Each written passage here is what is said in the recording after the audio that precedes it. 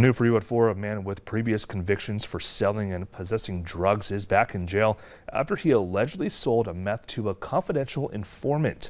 Joseph Bradstein is charged with 1 count of first-degree drug sale after he allegedly sold meth. Moorhead police started investigating back in January when a narcotics detective from Becker County identified Bradstein as a possible meth dealer in the FM area.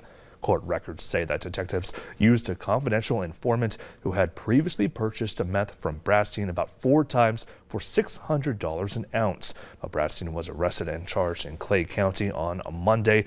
Bail has been set at $300,000 with no conditions or $150,000 with conditions.